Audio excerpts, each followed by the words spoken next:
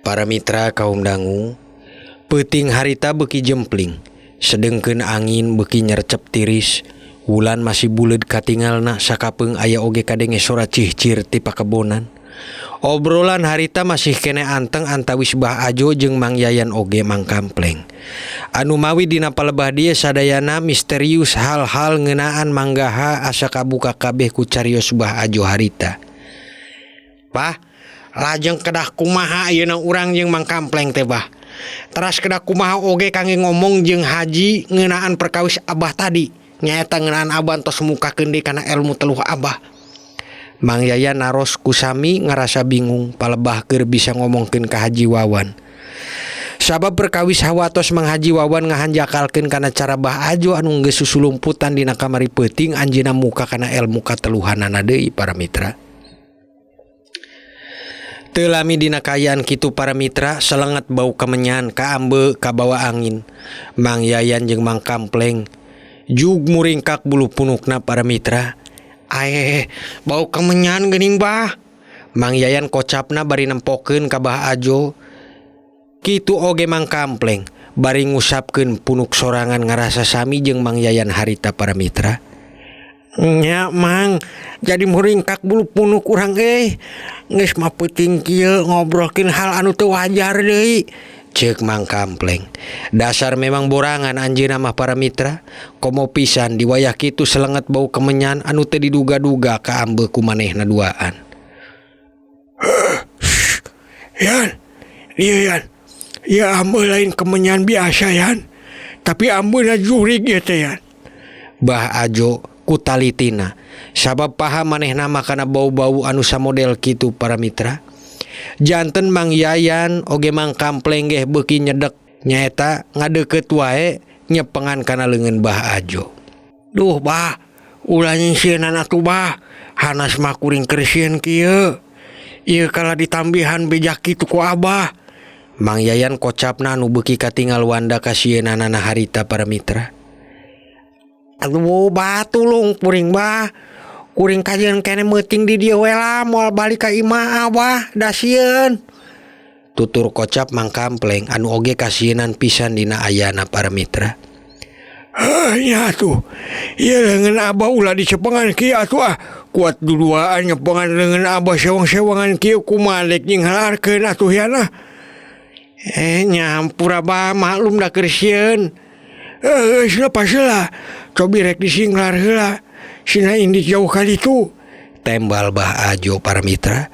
Harita cengkat ti amben. Teras nangtung panona lajeng ngareret ka arah kidul. Jalan satapak ka arah kebon anu berasna ka kali growong. Nanging teu lami kitu Bah Ajo jug siga nu reuas bari rikat mibeja ka Mang Yayan oge Mang Kampleng. Yan, oge Mang Kampleng. Mane percaya teu percaya? Naon hal anu keur dicarioskeun ayeuna teh kalah ngadatangan sorangan ya. Kabeneran pisan pugu urang keur bingung dina mecahkeun ieu masalah. Manehna kalah kanyampeurkeun. Kuninggang apesna sigana maya teh. Ceuk Bah Ajo, Mang Kampleng jeung Mang Yayan harita janten sieun wae para mitra. Sabab dipikirna moal jauh ti jurig kunti. Maksudna aya kuntilanak Bah. Hush, lain kunti naing gondoruo. Gondoruo Bah. Mang Yayan reuas bari ngirutkeun alis. Ciri reuas anu teu biasa para mitra. Laresian gondoruo. Sok kaditu maneh nyumput di sisi kandang heula. Abah nyumput di belie ya. Mun kirimna ngaliwat wayahna urang kukuntit manehna. Hayu Bah mangga Bah. Teu lami kitu para mitra selenget bau kemenyan beuki wae ngadeukeut. Totonden anu keur ditoong geus rek ngaliwat.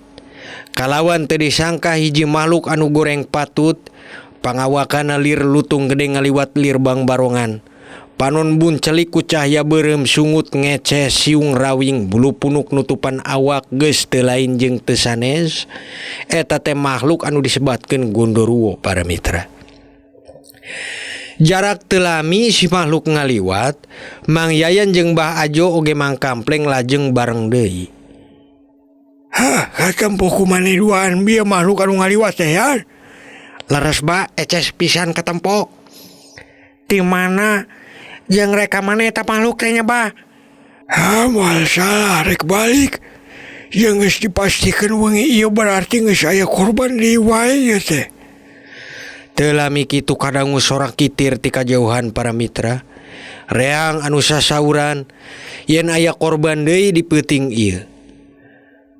Tolong, aya korban, aya nu maot deui teu wajar. Tolong. Peja sora warga anu luplep samar kadang pedah kabawa angin. Nanging sorak kitir beuki dieu beuki rame para mitra. Itu reang sorak kitir. Ceuk Mang Yayan bari geus reuas beuki dieu ngadangu eta sorak kitir teh anjeunna nginggiapeun emut ka jeunat putrana sorangan. Moal salah Yan. Nu tadi ngaliwat makhluk teh mangrupi jelmaan sigaha. Ceuk Bah Ajo para mitra. Mang Kampleng teras nembalan. Teras kera kumaha ayeuna Bah? Tarosna Mang Kampleng ka Bah Ajo harita. Kumane duaan susulan wakil jari jeung para wargi sejenna ka imah sigaha. Ayeuna Abah rek ngudag heula sorangan ka eta makhluk. Rek ditahan ku Abah meungpeung hawana masih karasa di luar imahna ieu teh Yan. Mangga Abah mangga. Hayu Mang Kampleng. Nya Mang Yayan jeung Mang Kampleng harita di katulumpat para mitra rek nempungan ka wakil jari bari rek ngajak gimbung kapala warga ngarah misteri ngeunaan Gondoruo teh bisa kabuka ku ayana cara harita para mitra. Para mitra kaum dangu, kiwari urang carioskeun Bah Ajo anu harita memang dasarna jelema bisa. Anjeuna lumpat satarikna ngudag ka imah manggaha. Ngahaja ningal tapak ku cara batin yen bisa mulangna eta makhluk teh ngalangkungan panto tukang imah manggaha para mitra. Renghap Bah Ajo harita haheho nandakeun eungapna pedah tadi geus tarik lumpat. Teu sirikna saking hayang ku bisa enggal nganggeuskeun rasa kapanasaran wargi salami ieu. Sok geus dipiheulaan ku dewek sia teh urig. Dipegat di palebah pantos ya teh rek kumaha ayeuna coba. Gunem Bah Ajo bari panona waspada ka sakurilingeun. Anjeunna yakin si makhluk can nepi ka imahna. Sabab cara mulangna bakal neang jalan anu poek ngahindaran ayana jelema para mitra. Teu lami kitu sora langkah kadangu ku Bah Ajo anu teu sanes naon anu diantosan teh geus dipayuneunana. Gaha rek ka mana deui sia teh ayeuna. Moal bisa ngahindar ayeuna maneh ti dewek. Moal lila bakal tamat riwayat maneh teh anu beunghar kalawan munjung ha. Ceuk Bah Ajo para mitra. Si makhluk atuh ngadadak ambek renghap jeung renghakna katemporek ngaruwes ka Bah Ajo. Nanging Bah Ajo ge geus taki-taki pangabisa lahir batin keur diatek hiji dina batinna. Dua kamangsana si makhluk ngajleng ngarah rek ngoet ka dada Bah Ajo nanging Bah Ajo sigap motah ku ngajleng ngahindaran serangan si makhluk. Dugi salamet teu beunang cacad sanajan ukur kakoet ku kuku hiji oge para mitra. Ajo rek daun sia ngaganggu sang aing. Aing sia teh mun teu hayang tinemu ajal puting ieu. Ceuk si makhluk para mitra. Dina basana anu yakin teu salah yen eta teh manggaha anu geus kasaksian ku Bah Ajo kiwari. Panun dewek teh lolong. Dasar turunan tukang munjung. Teu bapa teu anak. Hayang beunghar tapi salah carana. Bongan maneh geus musik deui kana kating teriman harga diri anak pinantu urang. Kiwari geus mangsa apesna maneh kudu kanyahoan jeung pinanggi ajal. Geus loba warga anu rugi jeung leungit nyawa ku maneh demi kabeungharan maneh pribadi. Wayahna utang wirang dibayar wirang, utang pati dibayar pati. Sok tarimakeun ku maneh ayeuna ieu pakakas kiwari geus nelasan ka bapa maneh kapungkur. Kiwari kudu oge bisa nelasan ka maneh salaku anak katurunanna. Teu lami Bah Ajo ngaluarkeun hiji paku emas. Anu salami ieu sok dibabawa ditalikeun disumputkeun nyaeta dina tali anu diiket kana beuteungna dina kain leutik anu dijieun kantong para mitra. Cahya ngagurilap kasorot ku cahya wulan. Anu rikat ngajeleng nyerang ka hareupeun eta makhluk terus nuncepkeun kana ubun-ubun si eta makhluk. Anu akhirna getih teh mancur ti ubun-ubun bari ngajerit saking kunandangan ka nyeri anu teu kapalang pisan eta makhluk teh. Teu lami kitu para wargi gimbung kalawan ningker arah imah manggaha. Pada sorak jeung rame mamantun obor oge. Nu antupna pada katingal hiji makhluk anu goreng keur kekelejetan nahan ka nyeri peda dituncep ku paku emas. Teu lami kitu panto tukang imah manggaha aya nu muka. Anu teu sanes harita teh Nyi Santika anu hudang tina sarena pedah reas sora wargi di luar anu ting growok mupuas kasalakina sorangan. Kang Gaha, kurang ajar maneh teh ajo. Kagok geus bolokot dosa, gera tarimakeun ganjaran anu sarua keur maneh oge. Nyi Santika harita ngajerit teu kapalang. Dugi anehna angin teh ngadadak datang saibarat puting beliung. Gues ti luhur aya nu aneh. Gelap teh ujug-ujug rek nyamber ka sakabeh warga. Dugikeun harita warga anu gimbung teh bubar ngadadak pada nyarumput keur ngamankeun dirina sewang-sewangan. Anu kahartos palebah dieu ye Nyi Santika teh leres wae mangrupi jelema bisa anu teu samanea. Malihan dugi ku kencengna angin harita bah ajo oge kababet dugi mentok ka tatangkalan. Nya mitra kaum dangu, ti arah wetan aya nu aneh. Daun cau nu siga anyar keneh meunang manclas tina tangkalna ujug-ujug ngalayang mubeng ka eta tengahan angin. Anu akhirna angin harita teh ngaleungit siga pancerna katutup dugikeun taya saeutik oge karasa ngahaliwirna. Kurang ajar, saha nu geus wani ngelawan ilmu dewek ha? Ceuk Nyi Santika bari nangtung melak cangkeng nempokeun ka kabeh wargi. Sedengkeun bah ajo harita geus ditarik jeung disalametkeun ku Mang Haji Wawan oge wakil jari kalih Mang Yayan oge Mang Kampleng. Para wargi ge taya anu nembalan hiji oge kana panaros ti Nyi Santika harita. Nanging teu lami ti tukang behwetan aya nu nembalan. Anu teu sanes eta teh Ustad Ilyas anu kaleresan nembe mulang ti pasantren para mitra. Pedah nempo kulobana wargi anu gimbung janten anjeunna teh panasaran ngiring ningal kana naon anu keur diributan dina harita. Kuring ce anu ngalayangkeun daun. Nah kunaon kitu?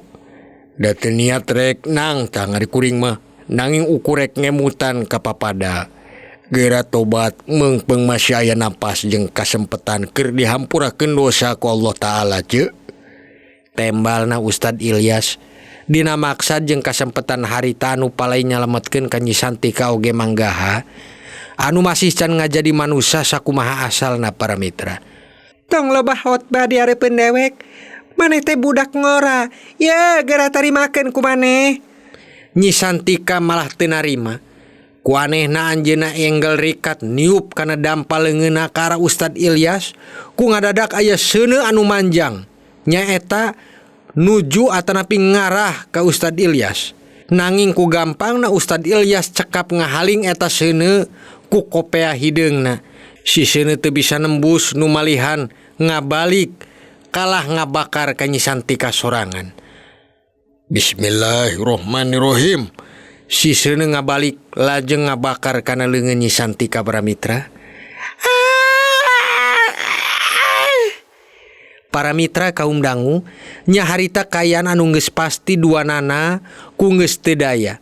Singgetna Nyi Santika harita eleh teu bisa ngalawan kaahengan pangabisa Ustad Ilyas. Para wargi ge sorak-sorakan. Seneng ku sami-sami nyaksian duanana keur ditingker kalawan teu dayana. Ku anehna Nyi Santika harita robih wujud janten binalem. Sedengkeun gondorwo teh janten manggaha para mitra. Itu laras wae tuh. Sigaha gondorwo teh jeung Nyi Santika ge geuning binalem eta binalem euy. Ceuk salah sahiji warga anu reas nempo kajadian aneh harita. Teu lami kitu para mitra gorelap aya kilat anu nyamber duanana dugi ngajadikeun rasa euneur ka sadayana anu nempo. Ku carana eta gelap teh ngajadikeun tutung ka manggaha jeung binalem anu tangtos innalillahi wa inna ilaihi rojiun. Sakitu carita Munjung Gondoruo teh para mitra anu ngariwayatkeun kasalahan ageng keur manusa nu hayang beunghar ku cara salah. Kitu deui candakeun keur urang carita istuning saha anu bener bakal katenger saha anu salah bakal katara. Sanajan fitnah jeung adu domba keur tumiba ka saha wae jalmina. Akhirna ieu carios teh nyinggetkeun yen Haji Wawan hirup beunghar pinuh dunya jeung sae hatena. Wargi di lembur Gorowong teu deui aya nu kasienan saprakna manggaha jeung pamajikanana ngantunkeun. Kitu deui ka Mang Yayan jeung Mang Kampleng maranehna kiwari janten pawongan anu satia ngiring ka Mang Haji Wawan jeung Mbah Ajo para mitra. Hapunten ti sim kuring tina sabudayaning kalepatan. Tutup lawang sigotaka. Wassalamualaikum warahmatullahi wabarakatuh.